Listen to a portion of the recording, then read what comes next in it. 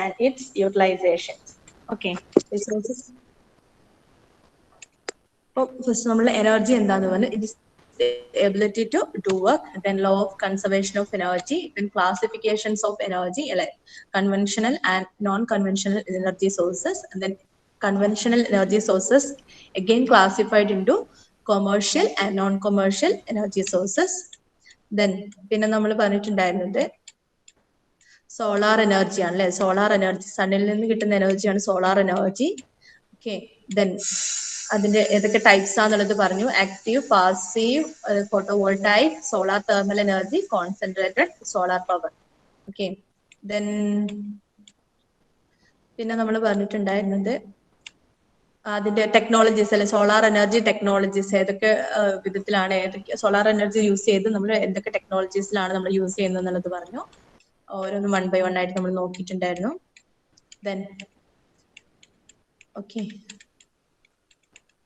Next പറയാൻ പോകുന്നത് advantages of solar energy. Solar എനർജിയുടെ അഡ്വാൻറ്റേജസ് എന്ന് പറയുന്നത് അറിയാലോ അല്ലെ, ട്രമൻഡസ് അഡ്വാൻറ്റേജസ് ആണ് ഉള്ളത് അല്ലെ. അപ്പൊ നമുക്ക് എപ്പോഴും കിട്ടിക്കൊണ്ടിരിക്കുന്ന ഒരു എനർജിയാണ് സോളാർ എനർജി എന്ന് പറയുന്നത്.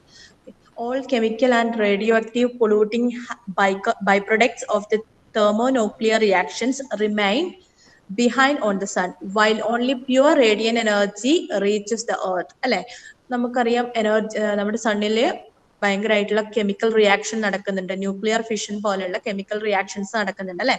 അതിൽ നിന്നും ധാരാളം ബൈ പ്രൊഡക്ട്സ് റിലീസ് ചെയ്യുന്നുണ്ട്. പക്ഷെ അതൊന്നും എന്തും ചെയ്യുന്നില്ല, അതൊന്നും നമ്മുടെ എർത്തിലേക്ക് എത്തുന്നില്ല. നമുക്ക് എർത്തിലേക്ക് എത്തുന്നത് അതിന്റെ ഹീറ്റ് എനർജിയും ലൈറ്റ് എനർജിയും മാത്രമാണ് എത്തുന്നത്.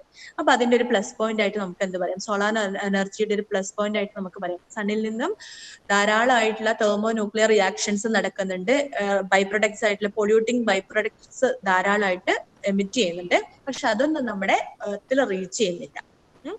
നമുക്ക് റീച്ച് ചെയ്യുന്നത് അതിന്റെ heat energy and light energy മാത്രമാണ് ഭൂമിയിലേക്ക് റീച്ച് ചെയ്യുന്നത്. ഓക്കെ, അതൊരു പ്ലസ് പോയിന്റ് ആയിട്ട് പറയാം. Then energy reaching the earth is incredible അല്ലെ, ധാരാളമായിട്ട് നമുക്ക് ക്രെഡിബിൾ അല്ല ഇൻക്രെഡിബിൾ ആയിട്ട് നമുക്ക് എന്ത് എത്തുന്നുണ്ട്, നമ്മുടെ ഭൂമിയിലേക്കും നമ്മുടെ ലൈറ്റ് എനർജി അല്ലെങ്കിൽ ഹീറ്റ് എനർജി റീച്ച് ചെയ്യുന്നുണ്ട്. By one calculation, 30 days of sunshine striking the earth have the energy equivalent of the total of all the planet's fossil fuels, both used and unused. അപ്പൊ പറയുന്നത് ഒരു കാൽക്കുലേഷനിൽ 30 days നമ്മുടെ ഭൂമിയിലേക്ക് എത്തുന്ന 30 days എത്തുന്ന ഒരു sunshine calculate ചെയ്തപ്പം അത് എല്ലാ പ്ലാനറ്റ്സിലും യൂസ്ഡ് ആയിട്ടും അൺയൂസ്ഡ് ആയിട്ടും കിടക്കുന്ന ടോട്ടൽ എനർജിക്ക് ഈക്വലന്റ് ആയിട്ട് വന്നു എന്നുള്ളതാണ്. അപ്പൊ അത്രയും ഇൻക്രെഡിബിൾ ആയിട്ടുള്ള റീച്ചിങ് ആണ് നമ്മുടെ എർത്തിലേക്ക് നമ്മുടെ സോളാർ എനർജി എത്തിപ്പെടുന്നത്. ഓക്കെ, അപ്പൊ അതാണ് പ്ലസ് പോയിന്റ്സ് ആയിട്ട് പറയുന്നത്. ദെൻ ഡിസഡ്വാൻറ്റേജസ് എന്ന് പറയുന്നത്, sun does not shine consistently അല്ലെ. നമുക്കറിയാം നമ്മുടെ എർത്തിലേക്ക് അല്ലെ സൺ എപ്പോഴും കൺസിസ്റ്റന്റ് ആയിട്ട് ഷൈൻ ചെയ്തുകൊണ്ടിരിക്കുന്നില്ല. അതിൽ എങ്ങനെയാണോ ഫിഷൻ റിയാക്ഷൻ നടക്കുന്നത് അതിനനുസരിച്ചാണ് അതിന്റെ ഷൈനിങ് നമുക്ക് എർത്തിലേക്ക് എത്തുന്നത് അല്ലെ. നമുക്കറിയാം എർത്തിലേക്ക് എനർജി എത്തിക്കഴിഞ്ഞാൽ മാത്രമേ നമുക്ക് അത് എന്ത് ചെയ്യാൻ പറ്റുള്ളൂ, ഹാർനസ് ചെയ്യാൻ പറ്റുള്ളൂ, നമുക്കത് ഉപയോഗപ്പെടുത്താൻ പറ്റുള്ളൂ. ഓക്കെ, സോളാർ അപ്പം അത് കൺസിസ്റ്റന്റ് ആയിട്ട് ഷൈൻ ചെയ്യുന്നില്ല എന്നുള്ളത് നമുക്കൊരു ഡിസഡ്വാൻറ്റേജ് ആയിട്ട് വേണമെങ്കിൽ പറയാം. Okay, then second one, solar energy is a diffuse source. To harness it, we must concentrate it into an amount and form that we can use, such as heat and electricity അല്ലെ. നമുക്ക് അതെന്ന് വെച്ചാൽ diffuse source ആണെന്ന് പറയാം. കാരണം എന്താ, അതിങ്ങനെ spread ആയിട്ട് കിടക്കുന്നതാണ് അല്ലെ, സ്പ്രെഡ് ആയിട്ട് കിടക്കുന്നതാണ് ഈ സോളാർ എനർജി എന്ന് പറയുന്നത്. പക്ഷെ നമ്മളത് യൂസ് ചെയ്യണമെങ്കിൽ, നമുക്ക് അത് ഹാർനസ് ചെയ്യണം എന്നുണ്ടെങ്കിൽ നമ്മൾ എന്ത് ചെയ്യണം, അതിനെ ഒരു സ്ഥലത്തേക്ക് കോൺസെൻട്രേറ്റ് ചെയ്യണം. ആ എനർജീനെ ഡിഫ്യൂസ് ചെയ്ത് കിടക്കുന്ന ആ എനർജീനെ നമുക്ക് എന്ത് ചെയ്യണം, ഒന്ന് കോൺസെൻട്രേറ്റ് ചെയ്ത് ഒരു സ്പേസിലേക്ക് കോൺസെൻട്രേറ്റ് ചെയ്തെടുക്കണം. അപ്പൊ അത് വേണമെങ്കിൽ നമുക്ക് അതിനൊരു ഡിസഡ്വാൻറ്റേജ് ആയിട്ട് പറയാം അല്ലെ. നമ്മൾ മിറേഴ്സ് ഒക്കെ വെച്ചിട്ട് ഒന്ന് കോൺസെൻട്രേറ്റ് ചെയ്യുക ചെയ്യുന്നത്, ഒരു സ്പേസിലേക്ക് മാത്രം കോൺസെൻട്രേറ്റ് ചെയ്താൽ അതിന്റെ ഹീറ്റ് എനർജി ആയാലും ലൈറ്റ് എനർജി ആയാലും നമുക്ക് യൂസ് ചെയ്യാനായിട്ട് യൂസ്ഫുൾ ആയിട്ട് എടുക്കാൻ വേണ്ടി പറ്റുള്ളൂ. കോൺസെൻട്രേറ്റ് ചെയ്തിട്ട് ഒരു ഭാഗത്തേക്ക് തന്നെ കോൺസെൻട്രേറ്റ് ചെയ്തെടുക്കണം എന്നുള്ളത് വേണമെങ്കിൽ നമുക്കൊരു ഡിസഡ്വാൻറ്റേജ് ആയിട്ട് പറയാം. Then addressed by approaching the problems through collection, conversion and storage. നമുക്ക് പിന്നെയും പറയാം, കളക്ഷൻ, അത് കളക്ട് ചെയ്തെടുക്കുക, അത് കോൺസെൻട്രേറ്റ് ചെയ്തെടുക്കുക, ആ എനർജി കൺവേർട്ട് ചെയ്യുക, ദെൻ സ്റ്റോറേജ് ചെയ്യുക എന്നുള്ളതൊക്കെ ചില ബുദ്ധിമുട്ടായിട്ട് നമുക്ക് ഡിഫിക്കൽട്ടീസ് ആയിട്ട് നമുക്ക് ഡിസഡ്വാൻറ്റേജസ് ആയിട്ട് നമുക്ക് പറയാം. അത് കളക്ഷൻ ഒരു പ്രശ്നമാണ് അല്ലെ, അതൊരു കോൺസെൻട്രേറ്റ് ചെയ്തെടുക്കുക എന്നുള്ളത് പ്രശ്നമാണ്. ദെൻ കോൺസെൻട്രേറ്റ് ചെയ്ത എനർജി നമുക്ക് ഡയറക്റ്റ് യൂസ് ചെയ്യാൻ പറ്റില്ല, അത് കൺവേർട്ട് ചെയ്യണം, ഇലക്ട്രിക്കൽ എനർജി ആയിട്ടൊക്കെ നമുക്ക് കൺവേർട്ട് ചെയ്യണം. ദെൻ സ്റ്റോറേജ്, അത് സ്റ്റോർ ചെയ്ത് വെക്കുക എന്നുള്ളതും ഒരു ഡിഫിക്കൽട്ട് ആയിട്ടുള്ള ഒരു ടാസ്ക് ആണ്. ഓക്കെ, അപ്പൊ ഇത്രയും വേണ്ട ഡിസഡ്വാൻറ്റേജസ് ആയിട്ട് നമുക്ക് സോളാർ എനർജിയുടെ ഡിസഡ്വാൻറ്റേജസ് ആയിട്ട് നമുക്ക് പറയാൻ പറ്റുന്നത്. Okay, then next we move on fuel cells.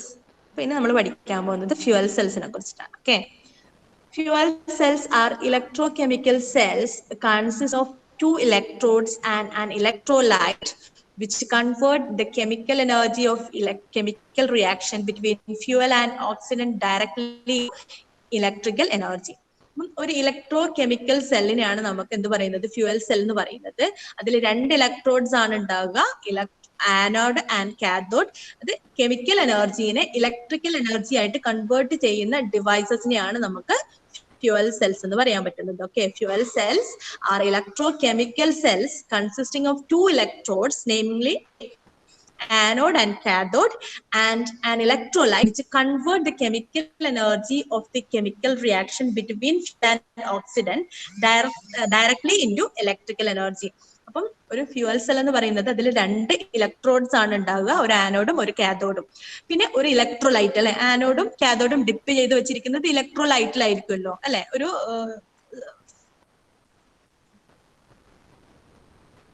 ഒരു ലിക്വിഡ് ആയിട്ടുള്ള ഇലക്ട്രോലൈറ്റ് ഒക്കെ നിങ്ങൾ പഠിച്ചിട്ടുണ്ടാവുമല്ലോ അല്ലെ. കെമിക്കൽ റിയാക്ഷൻ നടക്കുന്നത് ഇലക്ട്രോലൈറ്റിൽ വെച്ചിട്ടായിരിക്കും. അപ്പൊ ആ ഇലക്ട്രോലൈറ്റ് എന്ത് ചെയ്യും, ഈ ഇതിൽ നടക്കുന്ന ഈ കെമിക്കൽ റിയാക്ഷനെ എന്തായിട്ട് കൺവേർട്ട് ചെയ്യും, ഡയറക്ട്ലി ഇലക്ട്രിക്കൽ എനർജി ആയിട്ട് കൺവേർട്ട് ചെയ്യും. ഓക്കെ, എന്താണെന്നുള്ളത് കറക്റ്റ് നോക്കണം.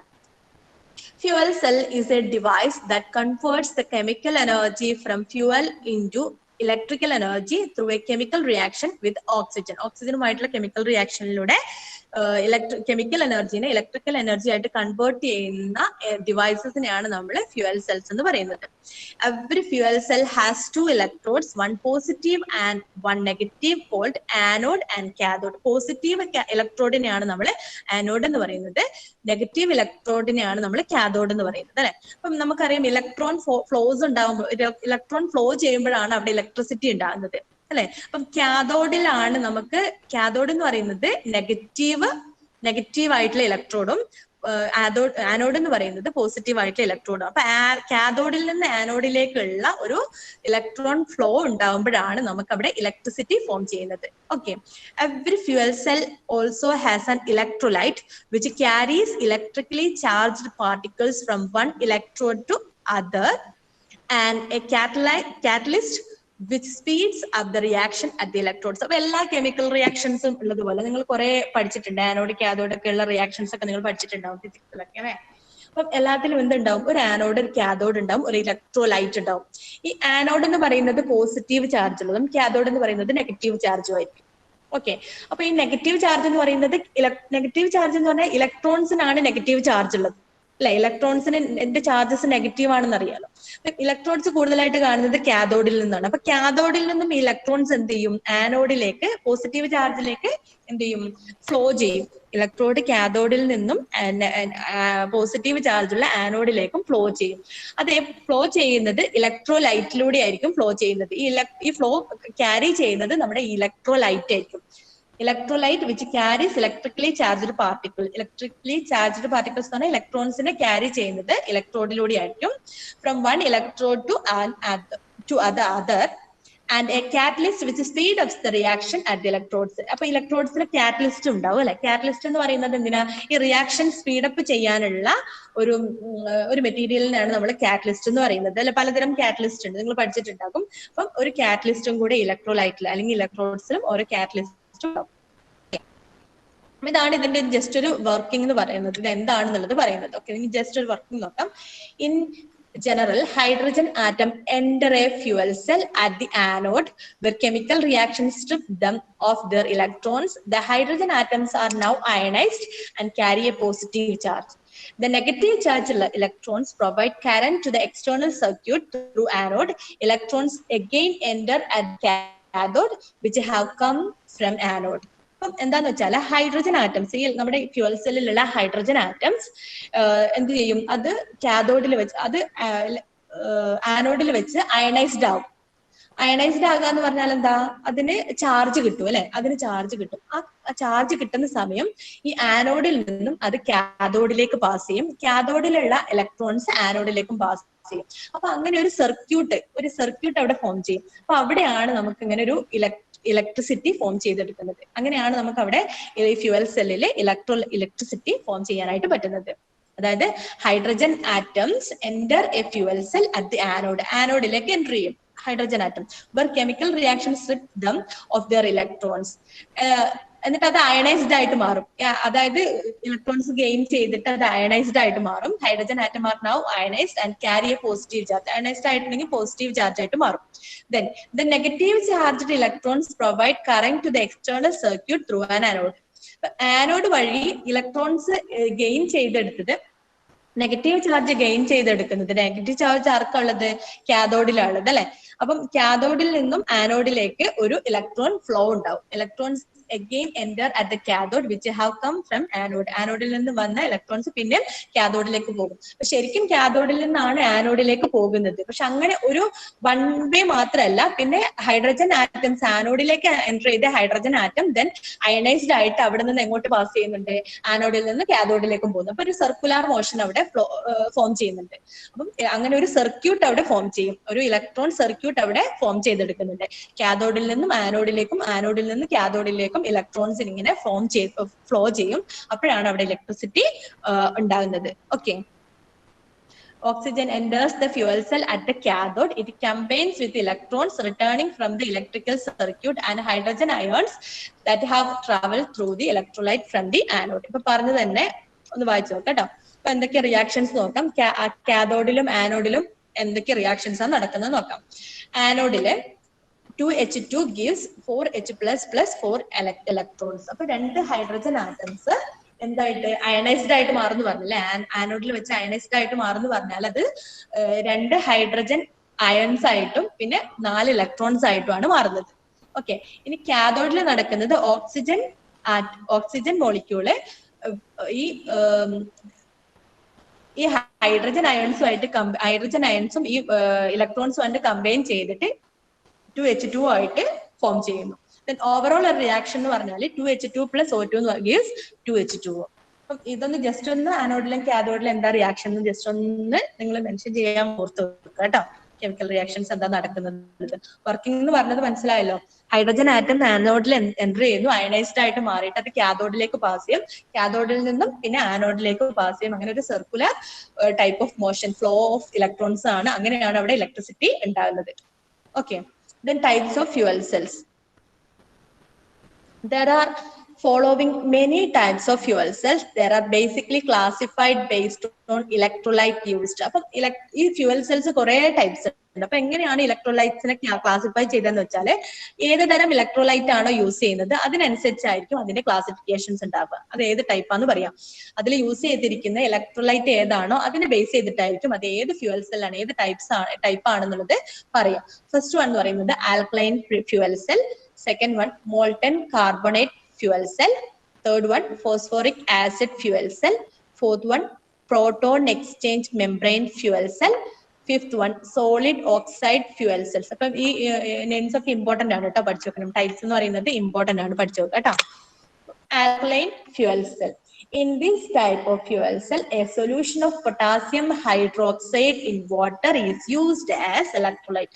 നിങ്ങൾ ഈ ഒരു ആൽക്കലൈൻ ഫ്യൂവൽ സെൽ എന്ന് പറയുമ്പോൾ നിങ്ങൾ ജസ്റ്റ് ഇതിൽ ഏതാണ് ഇലക്ട്രോലൈറ്റ് ആയിട്ട് യൂസ് ചെയ്തിട്ടുള്ളത് എന്ന് മാത്രം ഒന്ന് ഓർത്ത് വെക്കാം. ഓക്കെ. ഏത് ഇലക്ട്രോലൈറ്റ് ആണോ യൂസ് ചെയ്യുന്നത് എന്നുള്ളത് പ്രത്യേകം ഓർത്ത് വെക്കാനായിട്ട് ശ്രമിക്കാം. ഓക്കെ. അപ്പം ഏതൊക്കെ ടൈപ്സ് ആ പറഞ്ഞത്, ആൽക്കലൈൻ ഫ്യൂവൽ സെൽ ഉണ്ട്, മോൾട്ടൻ കാർബണേറ്റ് ഫ്യൂവൽ സെൽ ഉണ്ട്, ഫോസ്ഫോറിക് ആസിഡ് ഫ്യൂവൽ സെൽ ഉണ്ട്, proton exchange membrane fuel cell ഉണ്ട്, സോളിഡ് ഓക്സൈഡ് ഫ്യൂവൽ സെൽസ് ഉണ്ട്. Okay.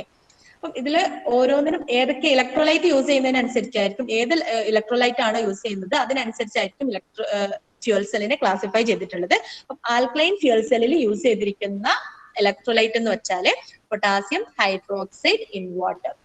Okay, is used as electrolyte.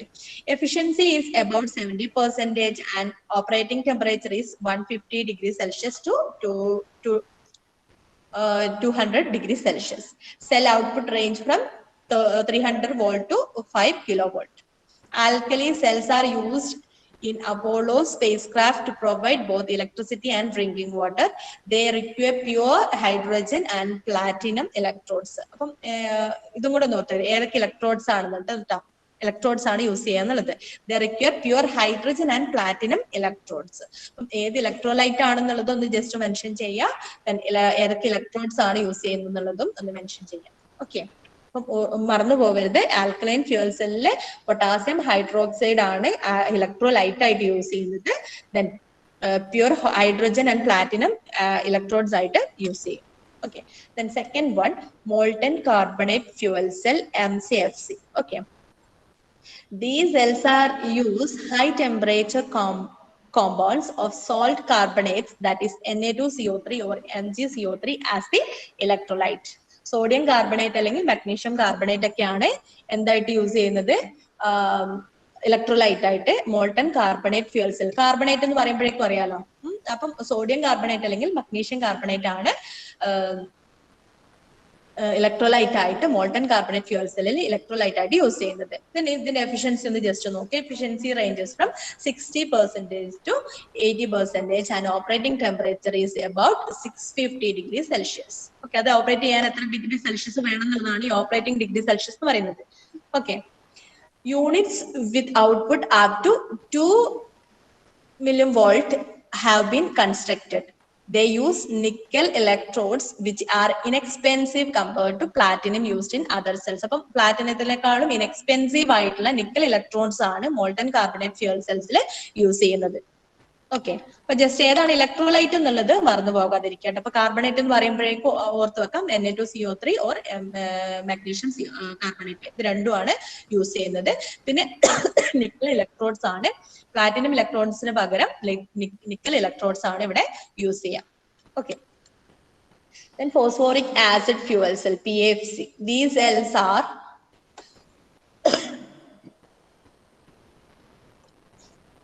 these cells use phosphoric acid as electrolyte. അപ്പൊ ഓരോ പേരിലുണ്ട് electrolytes ഏതാ use ചെയ്യാന്നുള്ളത്. These cells use phosphoric acid. അപ്പൊ phosphoric acid fuel cells ഏതാണ് electrolyte ആയിട്ട് use ചെയ്യുന്നത്, phosphoric acid ആയിട്ടും ഇലക്ട്രോലൈറ്റ് ആയിട്ട് യൂസ് ചെയ്യാം. The efficiency ranges from 40% to 80% and operating temperature is between 150 degree Celsius to 200 degree Celsius. നമ്മൾ നേരത്തെ പറഞ്ഞ നമ്മുടെ ആൽക്കലൈൻ ഫ്യൂൽ സെൽസിൽ ഉള്ളതുപോലെ തന്നെ 150 degree Celsius to 200 degree Celsius ആയിരിക്കും ഇതിന്റെ ഓപ്പറേറ്റിംഗ് ടെമ്പറേച്ചർ എന്ന് പറയുന്നത്. Okay, existing phosphoric acid fuel cells have outputs up to 200 kilovolt to 11 megavolt units have been tested. Okay, platinum electrode catalysts are needed and internal must be able to withstand the corrosive acid. അപ്പൊ platinum electrodes തന്നെയാണ് ഇതിൽ use ചെയ്യുന്നത്.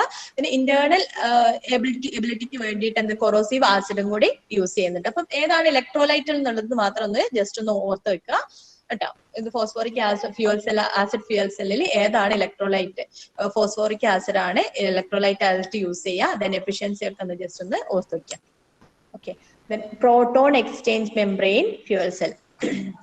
These cells work with a polymer electrolyte in the form of thin permeable sheet. Proton exchange membrane fuel cell,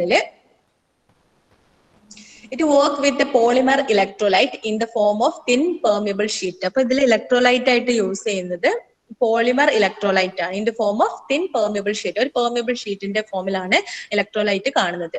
efficiency is about 40% to 50% and operating temperature is about 80 degrees Celsius. Cell output ranges from 50 to 250 kilowatt. This solid flexible electrolyte does not leak or crack. Okay. അപ്പൊ ഈ electrolyte എന്ന് പറയുന്നത് എന്താവില്ല, flexible ആണ് അല്ലെ, ഒരു permeable sheet ആണെന്ന് പറഞ്ഞല്ലോ. Electrolyte എന്ന് പറയുന്നത് ഒരു പെർമിയബിൾ ഷീറ്റ് ആണ് അല്ലെ. പ്രോട്ടോൺ എക്സ്ചേഞ്ച് മെംബ്രെയിൻ എന്ന് പറയുമ്പോഴേക്കും ഓർക്കുക, ഒരു ഷീറ്റ്, ആ ഒരു ടേം കോയിൻസൈഡ് ചെയ്തിട്ടൊന്ന് ഓർത്ത് വെക്കുക. മെംബ്രെയിൻ എന്നൊക്കെ പറയുമ്പോൾ ഒരു പെർമിയബിൾ ഷീറ്റ് ആണ്, ഒരു പോളിമർ ഷീറ്റ് ആണ് ഇതിന് ഇലക്ട്രോലൈറ്റ് ആയിട്ട് യൂസ് ചെയ്യുക. അതുകൊണ്ട് തന്നെ ഇതൊരു ഫ്ലെക്സിബിൾ, സോളിഡ് ഫ്ലെക്സിബിൾ ഇലക്ട്രോലൈറ്റ് ആണ് അല്ലെ, ഒരു ലിക്വിഡ് അല്ല അത്. അതുകൊണ്ട് തന്നെ does not leak or crack, leak ആകാനോ ക്രാക്ക് ചെയ്യാനോ ഒന്നുള്ള ചാൻസ് ഉണ്ടാവില്ല. Okay. These cells operate at a low enough temperature to make them suitable for homes and cars. അപ്പം ഇതെന്ന് പറയുന്നത് ചെറിയൊരു ടെമ്പറേച്ചറിൽ പോലും വർക്ക് ചെയ്യുന്നതായതുകൊണ്ട് നമ്മൾ കാർസിലും ഹോമിലൊക്കെ വീട്ടിലൊക്കെ നമ്മൾ ഇത്തരം സെൽസ് ആയിരിക്കും, ഫ്യൂവൽ സെൽസ് ആയിരിക്കും യൂസ് ചെയ്യുന്നുണ്ടാവുക. Okay. The solid oxide fuel cells. These fuel cells use a hard ceramic compound of metal like calcium or zirconium oxides as electrolyte. അപ്പോൾ സോളിഡ് ഓക്സൈഡ് ഫ്യൂവൽ സെൽസിൽ ഏതാണ് use ചെയ്യുന്നത്? Hard ceramic compound of metal. Metal എന്ന് പറയുമ്പോൾ കാൽഷ്യത്തിന്റെയോ സിർക്കോണിയത്തിന്റെയോ oxides ആണ് പിന്നെ electrolytes ആയിട്ട് use ചെയ്യുക. അപ്പൊ സോളിഡ് ഓക്സൈഡ്സ് അല്ലെ. ഇപ്പൊ കാൽഷ്യം എന്ന് പറയുന്നത് ഒരു സോളിഡ് ആണെന്ന് അറിയാലോ. കാൽഷ്യം എന്ന് പറയുന്നത് സോളിഡ് രൂപത്തിലാണ് നമുക്ക് കാണുന്നത് അല്ലെ. കാൽഷ്യത്തിന്റെ ഓക്സൈഡ്സ് അല്ലെങ്കിൽ സിർക്കോണിയത്തിന്റെ ഓക്സൈഡ്സ് ഒക്കെയാണ് ഇലക്ട്രോലൈറ്റ്സ് ആയിട്ട് യൂസ് ചെയ്യുക ഈ ഒരു ഫ്യൂവൽ സെല്ലിൽ. അപ്പൊ സോളിഡ് ഓക്സൈഡ് എന്ന് പറയുമ്പോൾ തന്നെ ഓക്സൈഡ്സ് ആയിരിക്കും. അത് ഏത് സോളിഡാന്നുള്ളത് കാൽഷ്യം ഓർ സിർക്കോണിയത്തിന്റെ ഓക്സൈഡ്സ് ആയിരിക്കും ഇതിൽ ഇലക്ട്രോലൈറ്റ് ആയിട്ട് യൂസ് ചെയ്യുക. Efficiency is about 60% and operating temperature is about 1000 degrees Celsius. Cell output is up to 100 kilowatt. At such high temperature, a reformer is not required to extract hydrogen from the fuel cell and waste heat can be recycled to make a additional electricity. അപ്പോൾ ഇതിൽ waste ആയിട്ട് വരുന്ന ഹീറ്റിനെ നമുക്ക് പിന്നെയും electricity ആയിട്ട് എന്ത് ചെയ്യാൻ പറ്റും, പിന്നെയും ഫോം ചെയ്യാനായിട്ട് പറ്റും. അഡീഷണൽ ഇലക്ട്രിസിറ്റി ആയിട്ട് നമുക്ക് വീണ്ടും ഫോം ചെയ്തെടുക്കാനും പറ്റും. അതായത് വേസ്റ്റ് ആയിട്ട് വരുന്ന ഹീറ്റ് എനർജീനെ വീണ്ടും നമുക്കൊരു ഇലക്ട്രിക്കൽ എനർജി ആയിട്ട് കൺവേർട്ട് ചെയ്യാനായിട്ട് പറ്റുന്നുണ്ട് സോളിഡ് ഓക്സൈഡ് ഫ്യൂവൽ സെല്ലിൽ. ഓക്കെ. അപ്പൊ ഇത് ഇമ്പോർട്ടന്റ് ആണ് കേട്ടോ. ഏതൊക്കെ ടൈപ്സ് ഓഫ് ഫ്യൂവൽ സെൽ എന്നുള്ളത് ഇമ്പോർട്ടന്റ് ആണ്. Alkaline fuel cell, molten carbonate fuel cell. അപ്പൊ ആൽക്കലൈൻ എന്ന് പറയുമ്പോഴേക്കും അറിയാലോ, ആൽക്കലൈൻ ഫ്യൂവൽ സെല്ലിൽ ഏതാണ് യൂസ് ചെയ്യുക? പൊട്ടാസ്യം ഹൈഡ്രോക്സൈഡ് ആണ്. അപ്പൊ അവിടെ മാത്രം ഒരു പേര് ഏത് ആൽക്കലൈൻ ആണെന്നുള്ളത്, പൊട്ടാസ്യം ഹൈഡ്രോക്സൈഡ്സ് ഒക്കെ ആൽക്കലൈൻസ് ആണല്ലോ അല്ലെ. ഹൈഡ്രോക്സൈഡ് OH വരുന്നതൊക്കെ ആൽക്കലൈൻസ് ആണല്ലോ. അപ്പൊ പൊട്ടാസ്യം ഹൈഡ്രോക്സൈഡ് ആണ് ആൽക്കലൈൻ ഫ്യൂവൽ സെല്ലിൽ യൂസ് ചെയ്യുക. ദെൻ മോൾട്ടൻ കാർബണേറ്റ് എന്ന് പറയുമ്പോൾ തന്നെ നമുക്കറിയാം ഏതാ കാർബണേറ്റ് എന്ന് പറയുമ്പോഴേക്കും ഏതിന്റെയൊക്കെ കാർബണേറ്റ്? സോഡിയം കാർബണേറ്റ് അല്ലെങ്കിൽ magnesium carbonate. Then phosphoric acid തന്നെ നമുക്ക് ഫ്യൂവൽ സെൽസിൽ ഇലക്ട്രോലൈറ്റ് ആയിട്ട് യൂസ് ചെയ്യും. ദെൻ പ്രോട്ടോൺ എക്സ്ചേഞ്ച് മെംബ്രെയിനിലാണ് അവിടെ ഒരു പെർമിയബിൾ മെംബ്രെയിൻ അല്ലെ, പെർമിയബിൾ മെംബ്രെയിൻ യൂസ് ചെയ്യുന്നത്. ഓക്കെ. അവിടെയാണ് നമുക്ക് പെർമിയബിൾ മെംബ്രെയിൻ യൂസ് ചെയ്യുന്നത്. പ്രോട്ടോൺ എക്സ്ചേഞ്ച് മെംബ്രെയിനിലാണ് polymer electrolyte in the form of thin permeable sheet. ഒരു പെർമിയബിൾ ഷീറ്റ് ആയിട്ട് പോളിമർ ഇലക്ട്രോലൈറ്റ് ആണ് പ്രോട്ടോൺ എക്സ്ചേഞ്ച് മെംബ്രെയിനിൽ യൂസ് ചെയ്യുക. ദെൻ സോളിഡ് ഓക്സൈഡ്സിൽ നമുക്ക് സോളിഡ് ഓക്സൈഡ് കാൽഷ്യം ഓക്സൈഡ് അല്ലെങ്കിൽ സിർക്കോണിയത്തിന്റെ ഓക്സൈഡ് ആണ് ഇതിൽ ഇലക്ട്രോലൈറ്റ് ആയിട്ട് യൂസ് ചെയ്യുക. അത് പഠിച്ചു വെക്കാം കേട്ടോ. ഓക്കെ. അപ്പം ordinary combustion process of fuel. സാധാരണ ഫ്യൂവലിൽ എങ്ങനെയാണ് കമ്പഷൻ പ്രോസസ്സ് നടക്കുക എന്നുള്ളത്? Fuel plus oxygen gives combustion products plus heat അല്ലെ. ഫ്യൂവലും ഓക്സിജനും കമ്പൈൻ ചെയ്തിട്ട് എന്ത് ചെയ്യും? Combustion products. എന്താണ് കമ്പഷൻ പ്രൊഡക്ട്സ്? അതും കിട്ടും. അതിന്റെ കൂടെ എക്സ്ട്രാ ബൈ പ്രൊഡക്ട്സ് ആയിട്ട് ഹീറ്റും ഉണ്ടാകും. ഓക്കെ. പ്രോസസ് ഓഫ് ഫ്യൂവൽ സെല്ലിൽ എന്താ നടക്കുക എന്ന് വെച്ചാല് ഫ്യൂവലും ഓക്സിജനും കമ്പൈൻ ചെയ്ത് ഓക്സിഡേഷൻ പ്രൊഡക്ട്സും പിന്നെ ഇലക്ട്രിസിറ്റിയും ആണ് ബൈ പ്രൊഡക്ട്സ് ആയിട്ട് കിട്ടുന്നത്. അപ്പൊ സാധാരണ രീതിയിൽ കമ്പഷൻ പ്രൊഡക്ട്സും ഹീറ്റും ആണ് ബൈ പ്രൊഡക്റ്റ് ആയിട്ട് ഫ്യൂവലിൽ ഉണ്ടാവുന്നത്, കമ്പഷൻ പ്രോസസ്സിൽ ഉണ്ടാവുക. കമ്പഷൻ നടക്കുമ്പോൾ സാധാരണയായിട്ട് കിട്ടുക. ഓക്കെ. കമ്പഷൻ പ്രൊഡക്റ്റും കിട്ടും, അതിന്റെ കൂടെ എക്സ്ട്രാ ഹീറ്റും കിട്ടും. ഫ്യൂവൽ സെല്ലിൽ ഉണ്ടാകുന്നത് ഓക്സിഡേഷൻ പ്രൊഡക്റ്റും പിന്നെ അതിന്റെ കൂടെ ഇലക്ട്രിസിറ്റിയും ആണ് കിട്ടുക. Okay. Then principle of fuel cell. Fuel cell consists of electrodes, electrolyte and catalyst to facilitate the electrochemical redox reaction. The basic arrangement in a fuel cell can be represented as എന്തൊക്കെയാണുള്ളത്? Fuel ഉണ്ട്, electrode, electrolyte, electrode, oxidant. അപ്പൊ ഈ ഒരു ടൈപ്പിൽ അത് just ഒന്ന് mention ചെയ്താ കേട്ടോ. പിന്നെ നമുക്ക് നേരത്തെ പറഞ്ഞതുപോലെ എന്തൊക്കെയാണ്? ആനോഡിൽ ലെയർ ഓഫ് ആനോഡിക് കാറ്റലിസ്റ്റ്, കാഥോഡില് എന്തൊക്കെയാണ്? ലെയർ ഓഫ് കാഥോഡിക് കാറ്റലിസ്റ്റ് ഉണ്ടാവും. ഓക്കെ. ജസ്റ്റ് ഒന്ന് മെൻഷൻ ചെയ്യുന്നുള്ളൂ കേട്ടോ.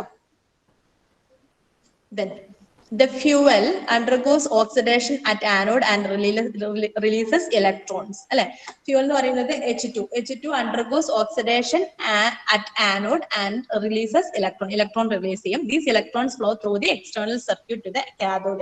എന്നിട്ട് അത് external circuit നമ്മുടെ electrolyte വഴി കാഥോഡിലേക്ക് പാസ് ചെയ്യും. At cathode oxygen gets reduced. അപ്പം കാഥോഡിലെ ഓക്സിജൻ എന്ത് ചെയ്യും? Get reduced. Okay, oxygen അതവിടെ അയണൈസ്ഡ് ആയിട്ട് മാറും. Then the electrons produce electricity while passing through the external circuit. Electricity is generated continuously as long as fuel and oxygen are continuously and separately supplied to the electrodes of the cell from reservoir outside the electrochemical cell. അപ്പൊ അങ്ങോട്ടും ഇങ്ങോട്ടുള്ള ഇലക്ട്രോലൈറ്റിലോട്ടുള്ള ഒരു continuous pass അല്ലെ, ഇലക്ട്രോൺസിന്റെ ഒരു continuous pass ഉണ്ടാകും. അങ്ങനെയാണ് അവിടെ electricity form ചെയ്യുന്നത്. ആ വർക്കിംഗ് എന്താണെന്നുള്ളത് മാത്രം ഒന്ന് പഠിച്ചു വെച്ചാൽ മതി കേട്ടോ. Then advantages of fuel cell. അപ്പൊ ഫ്യൂൽ സെൽസിന്റെ കാര്യം പറയുമ്പോൾ ടൈപ്സ് ആണ് ഇമ്പോർട്ടന്റ് ആയിട്ടുള്ളത്. പിന്നെ അതിൽ ജസ്റ്റ് വർക്കിംഗ് എന്താന്നുള്ളത്, അതിൽ 2 ഇലക്ട്രോഡ്സ് ഉണ്ട്, കാഥോഡ് ആനോഡ് ഉണ്ട്. അതിൽ എങ്ങനെയാണ് അതിന്റെ ഒരു വർക്കിംഗ് ജസ്റ്റ് കാഥോഡിൽ എന്താ കെമിക്കൽ റിയാക്ഷൻ നടക്കുന്നത്, ആനോഡിൽ എന്താ കെമിക്കൽ റിയാക്ഷൻ നടക്കുന്നത് എന്നുള്ളതൊന്ന് ജസ്റ്റ് ഒന്ന് ഓർത്ത് വെക്കുക. പിന്നെ വർക്കിംഗ് ഒന്ന് ജസ്റ്റ് മെൻഷൻ ചെയ്യുക. പിന്നെ ടൈപ്സ് ആണ് പറഞ്ഞിട്ടുള്ളത്, 5 ടൈപ്പ് എന്തൊക്കെയാണെന്നുള്ളത്, അതിൽ ഏതൊക്കെ ഇലക്ട്രോലൈറ്റ്സ് ആണ് യൂസ് ചെയ്യാന്നുള്ളത് ഓർത്ത് വെക്കുക. ലാസ്റ്റ് വൺ എന്ന് പറയുന്നത് advantages of fuel cells. High efficiency of energy conversion from chemical energy to electrical energy. അപ്പം കെമിക്കൽ എനർജിയിൽ നിന്നും ഇലക്ട്രിക്കൽ എനർജി കൺവേർട്ട് ചെയ്യുന്നതിന് ഹൈ എഫിഷ്യൻസി ആണ്. അതായത് ഒരു 70% നമുക്ക് എന്ത് ചെയ്യാൻ പറ്റും? കെമിക്കൽ എനർജീനെ ഇലക്ട്രിക്കൽ എനർജി ആയിട്ട് കൺവേർട്ട് ചെയ്യാനായിട്ട് പറ്റും. Okay,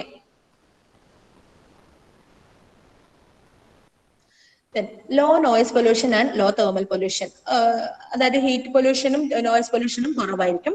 And fuel cell power can reduce expensive transmission lines and minimize transmission losses for the disturbed system. Transmission losses ഒക്കെ നമുക്ക് മിനിമൈസ് ചെയ്യാനായിട്ട് പറ്റും. Then fuel cell gives excellent method for efficient use of fossil fuels, hence saved fossil fuels. So fossil fuels ന്റെ efficiency use ചെയ്യാനുള്ള ഒരു excellent method ആയിട്ട് നമുക്ക് fuel സെൽസിനെ പറയാം. Then fuel cells are less polluting. The chemical process is involved in it is clean. It does not produce polluting exhaust. Mostly the byproducts are water and waste heat, which are environmentally acceptable when hydrogen and air is used as reactants. അപ്പൊ ഹൈഡ്രജനും എയറും ആണ് reactance ആയിട്ടുള്ളത്. അതുകൊണ്ട് തന്നെ less പൊള്യൂട്ടിംഗ് ആണ്. വാട്ടറും ഹീറ്റും ആണ് by products ആയിട്ട് കിട്ടുന്നത്. അപ്പൊ അതുകൊണ്ട് തന്നെ എന്താകുന്നില്ല, അതൊരു പൊള്യൂട്ടഡ് ആയിട്ട് നമ്മളെ എൻവയോൺമെന്റിനെ പൊള്യൂട്ടഡ് ആക്കി മാറ്റാനുള്ള ചാൻസ് വളരെ കുറവാണ് ഫ്യൂൽ സെൽസിൽ. അപ്പൊ അതൊരു അഡ്വാൻറ്റേജ് ആയിട്ട് പറയാം. Then, in case of fossil fuels, when used as reactants, environmentally undesirable NOx are not produced. അതായത് നൈട്രജൻ ഓക്സൈഡ്സ് ആണ് പറയുന്നത്, are not produced since there is no combustion in the process. അപ്പൊ അതിലൊരു combustion process നടക്കുന്നില്ല എന്ന് പറയുക. Real ആയിട്ടൊരു combustion process അവിടെ നടക്കുന്നില്ല. Okay, hydrogen oxygen fuel cell producing drinking water of portable quality. Hydrogen oxygen fuel സെൽസിൽ ഡ്രിങ്കിങ് വാട്ടർ പ്രൊഡ്യൂസ് ചെയ്യാനായിട്ട് പറ്റും. Designing is modular, therefore the parts are exchangeable. അല്ലെ, മോഡുലാർ ഡിസൈനിങ് ആണ്, അതുകൊണ്ട് തന്നെ പാർട്സ് അങ്ങോട്ടും ഇങ്ങോട്ടും നമുക്ക് എക്സ്ചേഞ്ച് ചെയ്യാനായിട്ട് പറ്റും. Then low maintenance cost ആണ്. Fuel cell performance is independent of power plant size. The efficiency does not depend on the size of power plant. It remains same for the, അതായത് പിന്നെ അതിന്റെ ഒരു സൈസിന് അത് ഡിപ്പെൻഡ് ചെയ്തിരിക്കുന്നില്ല. ഫ്യൂൽ സെല്ലിന്റെ സൈസിന് അതിന്റെ efficiency ഒരിക്കലും depend ചെയ്തിരിക്കുന്നില്ല. Size കുറവാന്ന് വെച്ചിട്ട് അതിന്റെ എഫിഷ്യൻസി, അത് ഉണ്ടാക്കുന്ന ഇലക്ട്രിസിറ്റിന്റെ എഫിഷ്യൻസി കുറവാന്ന് പറയാൻ പറ്റില്ല. സൈസ് കുറവാണെങ്കിലും എഫിഷ്യൻസി ഉള്ള നല്ല എഫിഷ്യന്റ് ആയിട്ടുള്ള ഇലക്ട്രിസിറ്റി നമുക്ക് ഫോം ചെയ്തെടുക്കാനായിട്ട് പറ്റും. Okay, then fast startup time for low temperature system. Then the heat is, അപ്പൊ ഒരു 5-6 പഠിച്ചു വെക്കാം. അഡ്വാൻറ്റേജസ് എന്തൊക്കെയാന്നുള്ളത് 5-6 വെച്ചിട്ട് പഠിച്ചു വെക്കാം. സൈസിന്റെ ഒക്കെ പറയാം. പിന്നെ പറയാൻ പറ്റുന്നത് എന്താ, പൊള്യൂട്ടൻസ് കുറച്ച് ലെസ്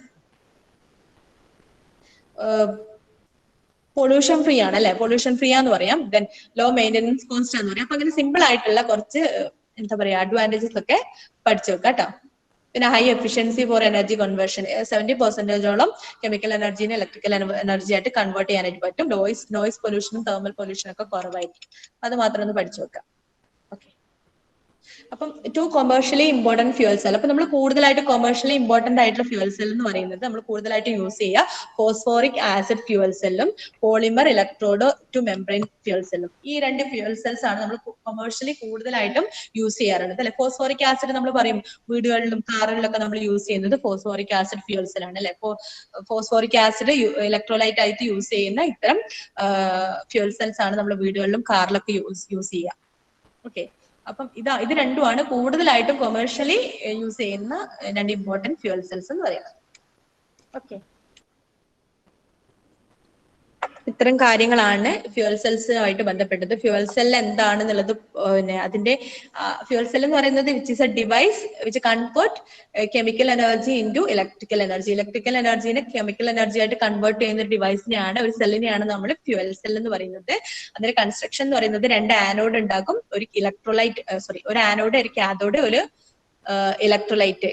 ആനോഡിനും കാഥോഡിനെയാണ് നമ്മൾ ഇലക്ട്രോഡ്സ് എന്ന് പറയുന്നത്. ഒരു പോസിറ്റീവ് ആനോഡും ഒരു നെഗറ്റീവ് ചാർജുള്ള കാഥോഡും ഒരു ഇലക്ട്രോലൈറ്റും പിന്നെ ഒരു കാറ്റലിസ്റ്റ്, അതിന്റെ കെമിക്കൽ റിയാക്ഷൻ സ്പീഡപ്പ് ചെയ്യാൻ ഒരു കാറ്റലിസ്റ്റും ഉണ്ടാകും. ഓക്കെ, പിന്നെ അതിൽ വർക്കിംഗ് ആണ് പറയുന്നത്. അതിന്റെ ഇലക്ട്രോൺ ഫ്ലോ എങ്ങനെയാന്നുള്ളത് ആനോഡിലും കാഥോഡിലും എങ്ങനെയൊക്കെയാണ് അതിന്റെ കെമിക്കൽ റിയാക്ഷൻ എന്നുള്ളത് പഠിച്ചു വെക്കുക. Then types of fuel cells പറഞ്ഞു, 5 ടൈപ്സ് പഠിച്ചു വെക്കുക. ദെൻ അഡ്വാൻറ്റേജസും ഡിസ്അഡ്വാൻറ്റേജസും ഒന്ന് ജസ്റ്റ് ഒരു 4-5 എണ്ണം ഒന്ന് ഓർത്ത് വെക്കുക കേട്ടോ. ഇത്രയും കാര്യങ്ങളാണ് ഫ്യൂവൽ സെല്ലുമായിട്ട് ചോദിച്ചിട്ടുണ്ടെങ്കിൽ എഴുതാനുള്ളത്. ഓക്കെ,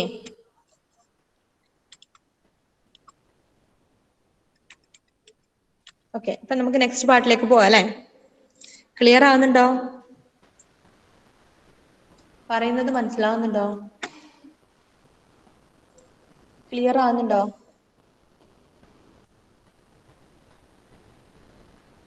ഓക്കെ, പ്രത്യേകിച്ച് വേറെ ഒന്നുമില്ല, ഇത് തന്നെ ജസ്റ്റ് ഫ്യൂവൽ സെൽ എന്താന്നുള്ളത് പറയാ, പിന്നെ വർക്കിംഗ് പറയാ. അപ്പൊ ആനോഡിലും കാഥോഡിലും നടക്കുന്ന ആ ഒരു കെമിക്കൽ റിയാക്ഷൻ ഒന്ന് ജസ്റ്റ് മെൻഷൻ ചെയ്യാം, പിന്നെ വർക്കിംഗ് എങ്ങനെയാന്നുള്ളത് ജസ്റ്റ് ഒന്ന് പറയാം, പിന്നെ ടൈപ്സ് പറയാ.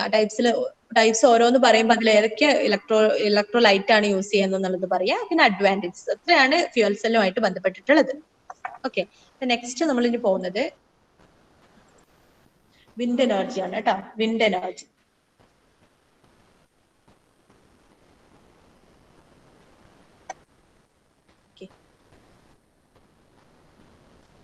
വിൻഡ് എനർജി അറിയാലോ അല്ലെ. വിൻഡ് എനർജി എന്താണെന്നുള്ളതൊക്കെ പഠിച്ചിട്ടുണ്ടല്ലോ. Wind is a form of solar energy.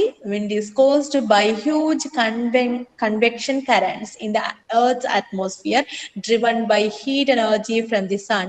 This means as long as the sun shines, there will be wind.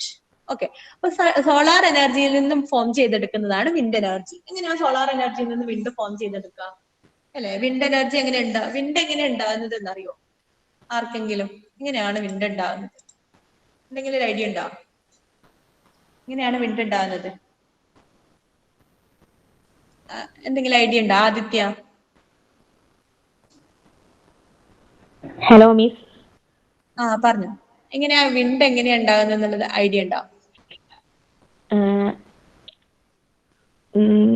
എന്താ പറയാ, എയറെല്ലാം കുറഞ്ഞ സ്ഥലത്തേക്ക് അതന്നെ. അതും നമ്മുടെ സോളാർ എനർജിയും തമ്മിലുള്ള എന്താണ് റിലേഷൻ? അതായത് സോളാർ എനർജിയിൽ നിന്നാണ് വിൻഡ് എനർജി ഫോം ചെയ്തെടുക്കുന്നതെന്നാണ് ഞാനിപ്പോ പറഞ്ഞു വെച്ചത്. എങ്ങനെയായിരിക്കും? ഹീറ്റ് കൂടുമ്പം അവിടെ ഉണ്ടാവുന്ന എയർ കുറവായി. എയർ കുറവാവുന്നാണോ പറയാ? ഓക്കെ, ഞാൻ പറയാം. ഓക്കെ, ഏകദേശം അങ്ങനെ തന്നെയാണ് കേട്ടോ പറഞ്ഞത്. അതായത് നമുക്ക് എങ്ങനെയാണ് വിൻഡ് ഫോം ചെയ്യാന്നുള്ളത്, അതായത് നമ്മുടെ സണ്ണിൽ നിന്നും സോളാർ എനർജിയിൽ നിന്നാണ് വിൻഡ് ഫോം ചെയ്തെടുക്കുന്നത് എന്ന് പറഞ്ഞു. സണ്ണിൽ നിന്ന് വരുന്ന ഹീറ്റ് റേഡിയേഷൻസ് അല്ലെ, നമുക്ക് നമ്മുടെ എർത്തിന്റെ അറ്റ്മോസ്ഫിയറിൽ എയർ ഉണ്ടല്ലോ, ഈ എയർ നമ്മുടെ എർത്തിന്റെ സർഫസിലുള്ള എയറിനെ എന്ത് ചെയ്യും? നമ്മുടെ ഭൂമിയിലേക്ക് വന്ന് ട്രേസ് ചെയ്യും, ഭൂമിയിലേക്ക് വന്ന് സ്ട്രൈക്ക് ചെയ്യും അല്ലെ. ഈ സോളാർ എനർജി നമ്മുടെ എർത്തിന്റെ സർഫസിൽ വന്ന് സ്ട്രൈക്ക് ചെയ്യും. അപ്പൊ കൂടുതലായിട്ടും സർഫസ് ചൂടാകുന്നത് നമ്മുടെ എർത്ത് സർഫസ് ആയിരിക്കും കൂടുതലായിട്ടും ചൂടാകുന്നുണ്ടാവുക. അപ്പൊ എർത്ത് സർഫസ് കൂടുതലായിട്ടും ചൂടാകുമ്പോൾ എർത്ത് സർഫസിലുള്ള എയർ എന്ത് ചെയ്യും?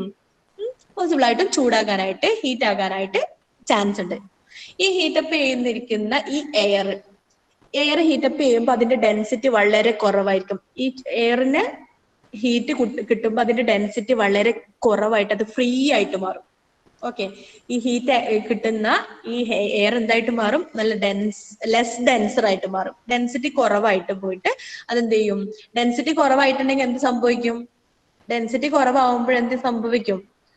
അതിന്റെ ഭാരം കുറഞ്ഞ് അത് പൊങ്ങാനായിട്ട് ചാൻസ് ഉണ്ട്, അല്ലെ? ഡെൻസിറ്റി കുറവാണെന്നുണ്ടെങ്കിൽ പൊങ്ങി പോകാനായിട്ട് ചാൻസ് ഉണ്ട്. അപ്പം അവിടുത്തെ പ്രഷർ കുറഞ്ഞ് അതെന്ത് ചെയ്യും? പൊങ്ങി മുകളിലേക്ക് പോകും. ഓക്കെ, അപ്പൊ ആ മുകളിലേക്ക് പൊങ്ങി പോകുന്ന സമയത്ത് അത് ആദ്യം എക്സിസ്റ്റ് ചെയ്തിരുന്ന ആ സ്പേസ് അവിടെ ബ്ലാങ്ക് ആയിട്ട് കിടക്കും. ഈ സമയത്ത് നമ്മുടെ എർത്തിന്റെ കുറച്ചും കൂടെ മുകളിലേക്ക് പോകുമ്പോൾ, ടോപ്പിലേക്ക് പോകുന്ന സമയത്ത് അവിടെ കൂളർ ആയിട്ടുള്ള എയർ ആണ് അവിടെ ഉണ്ടാവുക, കൂൾ ആയിട്ടുള്ള എയർ ഉണ്ടാവുക. ആ എയറിന് നല്ല ഹൈ പ്രഷർ ഉണ്ടാവുക, അല്ലെ? നല്ല പ്രഷർ, കൂൾ എയറിന് നല്ല ഹൈ പ്രഷർ ഉണ്ടാവുക, നല്ല ഡെൻസിറ്റി കൂടുതലായിരിക്കും, ഹൈ പ്രഷർ ഉണ്ടാവുക. അപ്പൊ നമുക്കറിയാലോ, പ്രഷർ കൂടിയ സ്ഥലത്ത് നിന്ന് കുറഞ്ഞ സ്ഥലത്തേക്കാണ് അല്ലെ എന്തും ഫ്ലോ ചെയ്യാം. ഈ കൂളർ എയറിന് പ്രഷർ കൂടുതലായതുകൊണ്ട് തന്നെ ഈ പ്രഷർ കൂടുതലുള്ള ഈ കൂളർ എയർ എന്ത് ചെയ്യും? ഇപ്പൊ ഇവിടെ വാക്വമായി കിടക്കുന്ന ഈ ഒരു സ്പേസിലേക്ക്, എർത്തിന്റെ സർഫസിൽ അല്ലെ, അവിടുത്തെ ഹോട്ട് എയർ മുകളിലേക്ക് റൈസ് ചെയ്തു. ആ ഒരു സ്പേസിലേക്ക് ആര് വരും? ഈ കൂൾ എയർ വന്ന് റീപ്ലേസ് ചെയ്യും. അപ്പോഴാണ് അവിടുന്ന് ഒരു ഫ്ലോ ഉണ്ടാവുക. അതായത് മുകളിലുള്ള ഈ കൂൾ എയർ എന്ത് ചെയ്യും? ഇങ്ങ് താഴോട്ടേക്ക് വരും, ഒരു ഫ്ലോ ഉണ്ടാകും. ഇവിടുത്തെ ഈ ഹോട്ട് എയർ എന്ത് ചെയ്യും? മുകളിലേക്ക് റൈസ് ചെയ്യും. ഹോട്ട് എയർ മുകളിലേക്ക് റൈസ് ചെയ്യും, കൂൾ എയർ അതേ പ്ലേസിലേക്ക് താഴോട്ടേക്ക് ഇങ്ങോട്ടേക്ക് ഫ്ലോ ചെയ്യുകയും ചെയ്യും. ഈ ഒരു ഫ്ലോ അങ്ങോട്ടും ഇങ്ങോട്ടുള്ള ഈ ഒരു ഫ്ലോയിലാണ് നമുക്ക് വിൻഡ് ഫോം ചെയ്യാനായിട്ട് ചാൻസ് ഉള്ളത്, ഫോം ചെയ്യാം. ഓക്കെ, അപ്പൊ അത് മുകളിലായിട്ട് ഇരിക്കണം എന്നില്ല, സൈഡിൽ നിന്നായാലും വരാം. എവിടെയാണോ കൂളർ എയർ ഉള്ളത് ആ ഭാഗത്തിൽ നിന്നും, എവിടെയാണോ ഹോട്ട് എയർ എവിടുന്നാണോ റൈസ് ചെയ്തത് ആ ഭാഗത്തേക്ക് ഒരു എയർ ഫ്ലോ ഉണ്ടാവും. അങ്ങനെയാണ് ശരിക്കും വിൻഡ് ഫോം ചെയ്തെടുക്കുന്നത്. അപ്പൊ അതുകൊണ്ടാണ് നമുക്ക് സോളാർ എനർജിയിൽ നിന്നാണ് വിൻഡ് ഫോം ചെയ്യുന്നത് എന്ന് പറയാൻ കാരണം എന്താ? സണ്ണിൽ നിന്നും ഹീറ്റ് വരുമ്പോഴാണ് എയർ ഹോട്ടായിട്ട് മാറുന്നത്. അങ്ങനെയാണ് വിൻഡ് ഫോം ചെയ്തെടുക്കുന്നത്. ഓക്കെ, അപ്പൊ നാളെ നമുക്കത് ഡിസ്കസ് ചെയ്യാം കേട്ടോ. ബാക്കി അതിനെ കുറിച്ച് പറയാം ഡീറ്റെയിൽ ആയിട്ട്. ഇന്ന് അറ്റൻഡൻസ് പറഞ്ഞു.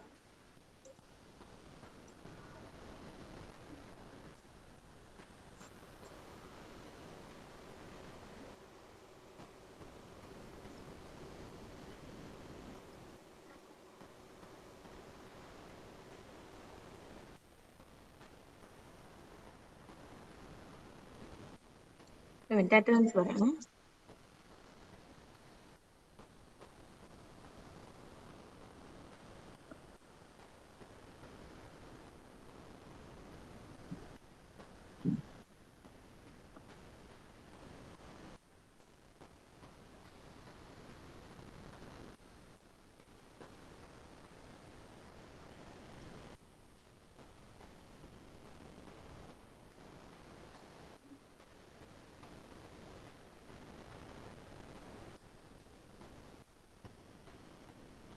Okay, Abhijit.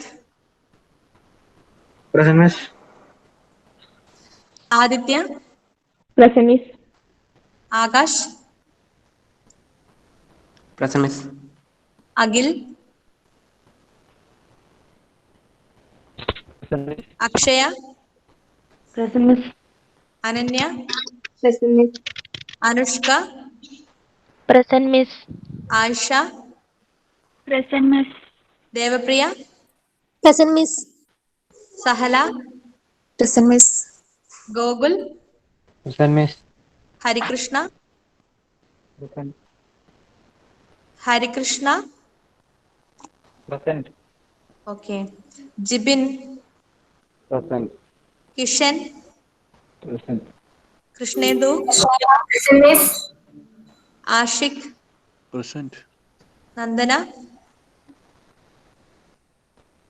Present, miss. Pooja. Present, miss. Pratyaksha. Present, miss. Safal. Okay. Sanjay. Yes, is present. Present. Sarang. Present, miss. Sarang. Okay.